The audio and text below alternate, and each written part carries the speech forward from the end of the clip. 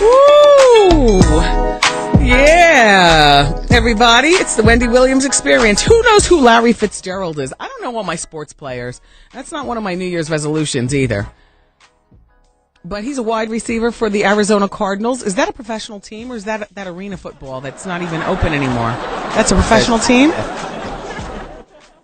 Larry Fitzgerald, he was ordered to stay away from his baby's mama, they say, and his 11-month-old son after allegedly knocking her around the room and pulling her hair out. Oh, wow. Yeah, well, Angelo Nazario claims, Angela, okay, that's the girlfriend, claims she brought the couple's son to visit Larry at his Phoenix home last October when the former lovers began arguing. Oh. Angela says that in her legal papers, he attempted to defuse the situation by raising his fist and challenging her to a fist fight. Angela admits she responded by swinging at him and may have hit him in the face. A woman can't beat a man. Why didn't you just call the cops? Why'd you have to swing back? Men, why do you have to swing to begin with? So Larry, the football player, then returned by being enraged and allegedly punched Angela down to her knees. We call that a beat down here in the studio. Wow. That's a few punches. Beat. Wow. Punched her down to her knees.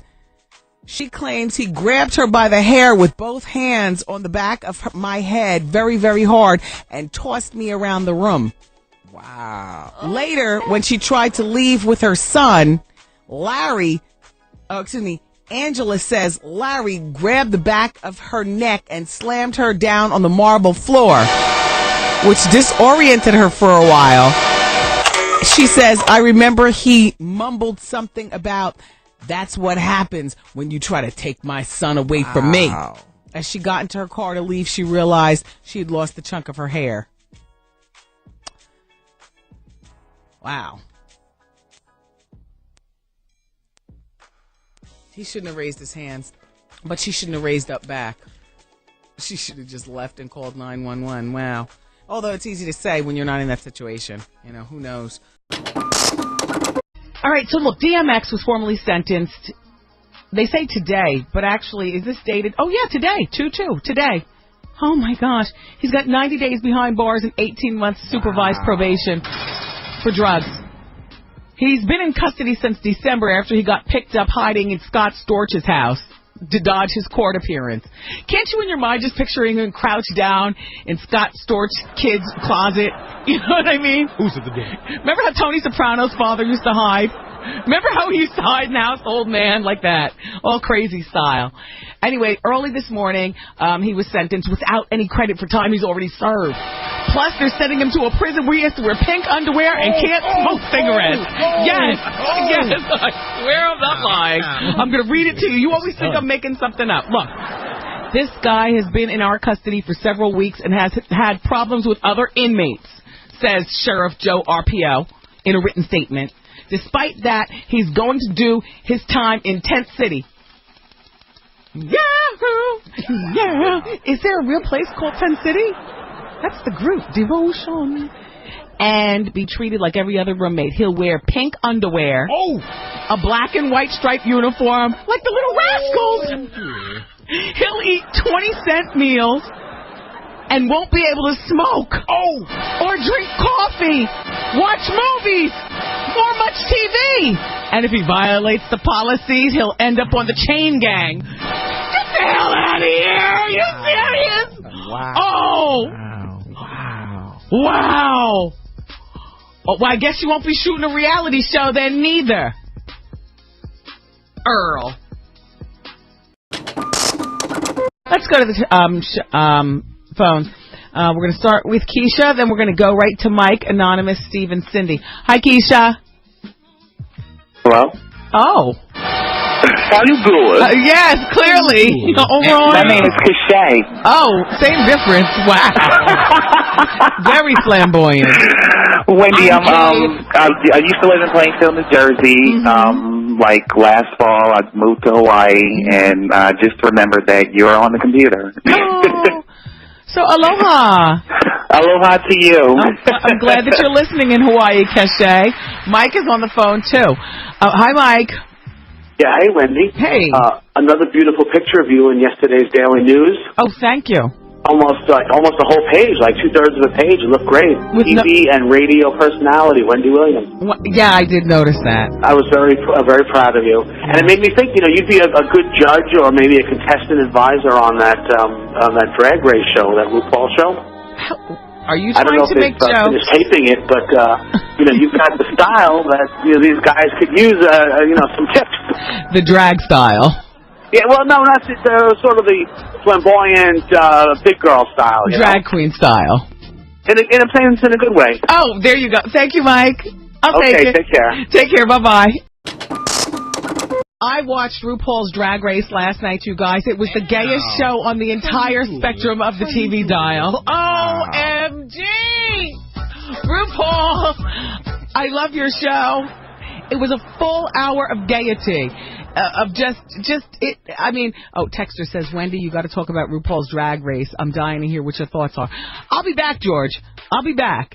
And then, you know what? I thought it came on the same time as Ray J's show on VH1, but it turns out Ray J's show didn't come on until 11. Well, I'll never see that show because I go to sleep. I get my 8 hours. I am in the bed by 10 o'clock and usually asleep with my mouth open and slobber on the pillow by 10:20. Last night, I pushed myself till 10:45. I saw 45 minutes of RuPaul's, and then I fell asleep, and then I wake up. I changed my waking hours. I wake up at 7 o'clock in the morning. Ray J's show I'll have to catch on the weekends in reruns. But RuPaul's show is really good, really entertaining. It's like the gayest show on TV, though, on Logo, every Monday night at 10 p.m. And Ru shows up in a skinny suit, like he was yesterday in the studio, you guys. And, Neo, you don't make it any easier for me when you're on the web in a blonde wig. Okay? Would you stop it, please? Do you support the octuplet mom? The woman who had 6 embryos planted, the 6th one was split to make now 8 babies, plus the 6 she already has at home in a 1,500 square foot house. It's just come out that she grew up in a very dysfunctional, sad childhood kind of way, and she always planned to have a big family so that she would not be alone. I'll start. I don't support her. 4 more people in the room. Raise your hand if you support her. Nobody. You incompassionate bastards. You're going to hell on an Alka-Seltzer canister. All right. Are you in support of this woman and her decisions? Anonymous is on the phone. She's 28 years old, and she's having issues with the dad, with your father and his other children. Hi, Anonymous. Hi. So what's going on with your father and your stepbrothers and sisters? Okay, they're pretty much on my half sisters and brothers, but I have 3 brothers that are from my dad's first marriage. Mm-hmm. And he was basically still married to her, and then he had me out of wedlock. So then later on, throughout our lives, found out that he had 2 more kids, which was my 20-year-old sister and my 10-year-old sister. Okay.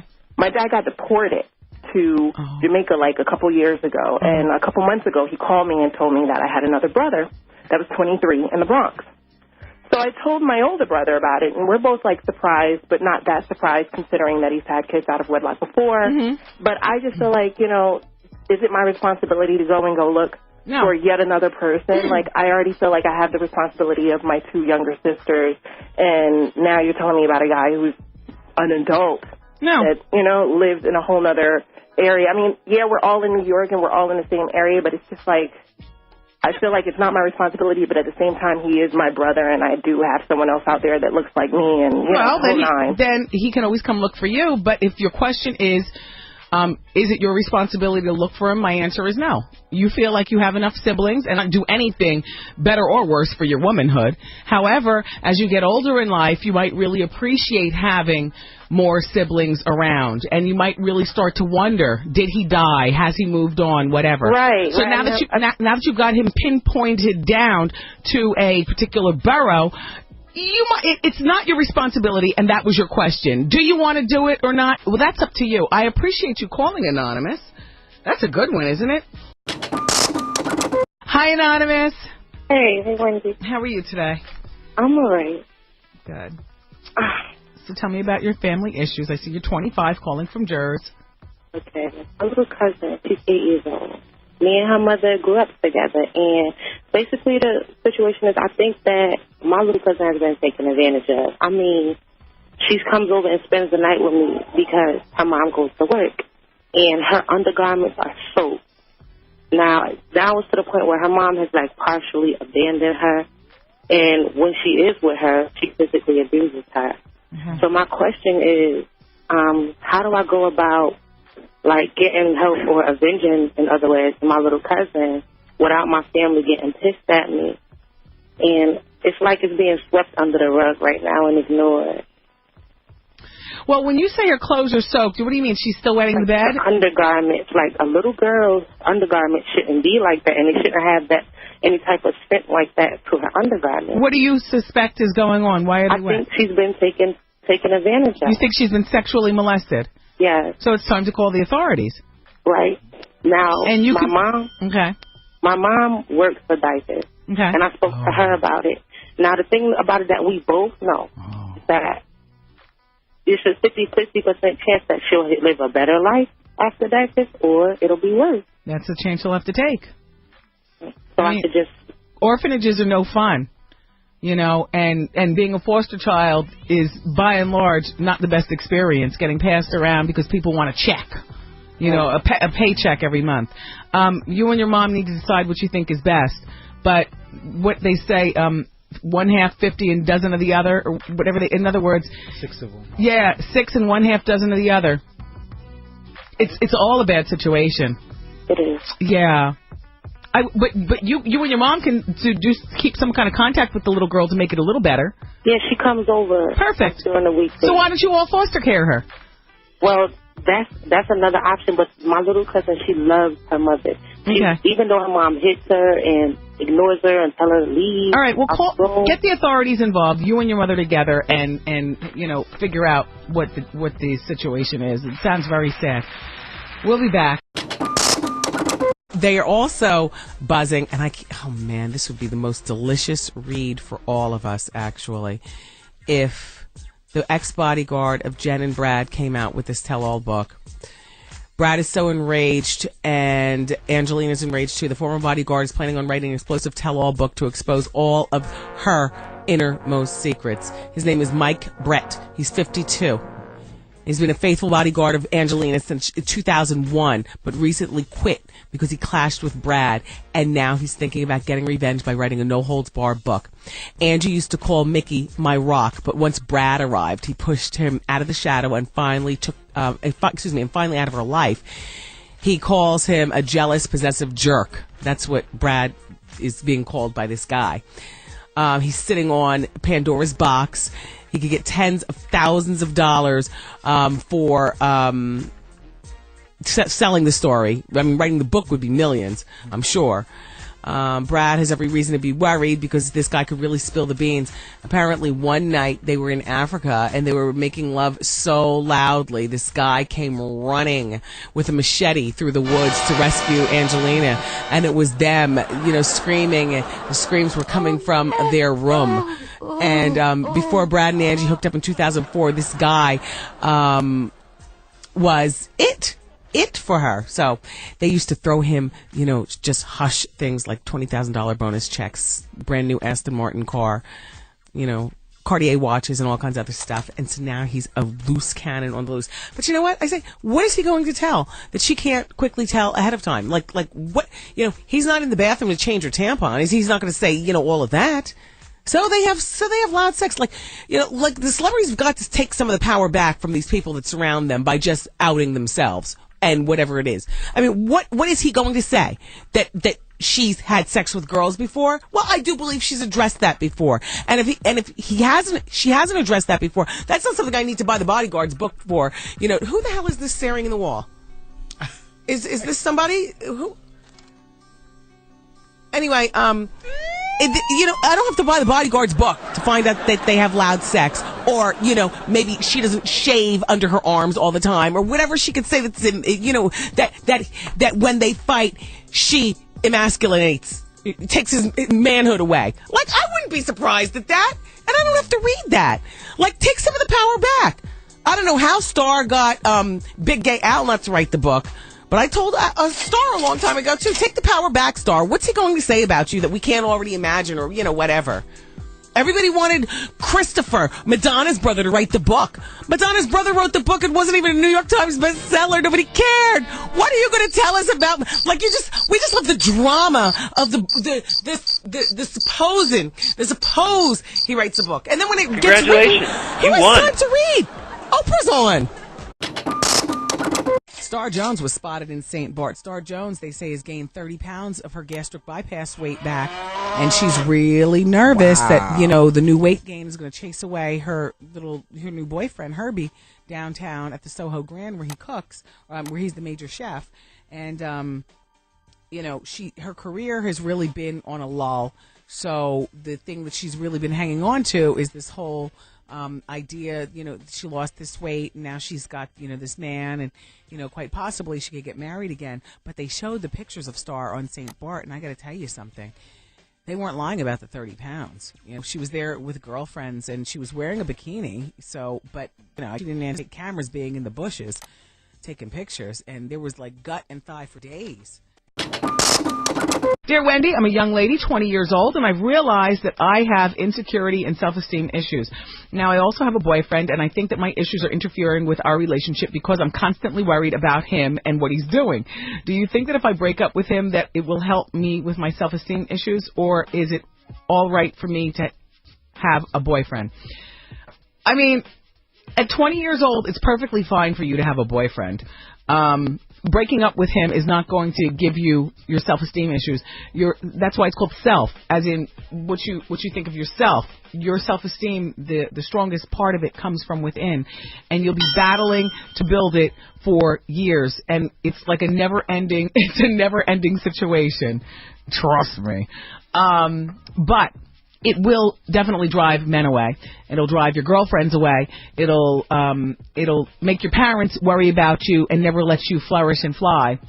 So you've got to work on your self-esteem on your own. Like the insecurities.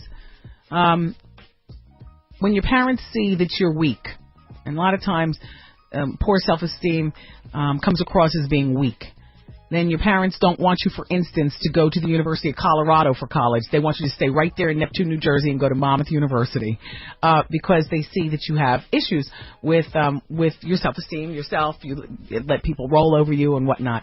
Boyfriends, you will most certainly chase them away, or you'll be the girl that stays in the cut and is lied to while he goes out and has fun with other girls, and girlfriends. If your self-esteem gets the best of you and escapes out, because we all have our issues, but if yours are more than others, women won't want to be friends with you either, because nobody wants to hear, do you think I look fat? Do you think I look fat? Nobody likes to go out with girlfriends who have no self-esteem because you walk like a wilted flower. Girls want a wingman. You know what I'm saying? Come on, let's go work the other side of the room. Yes.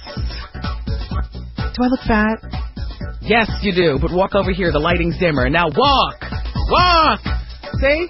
You better walk. Exactly. And when we got back together, there were some things that went on that I confessed to. Like what? Like what? What? Having an affair. While you were married and you weren't separated?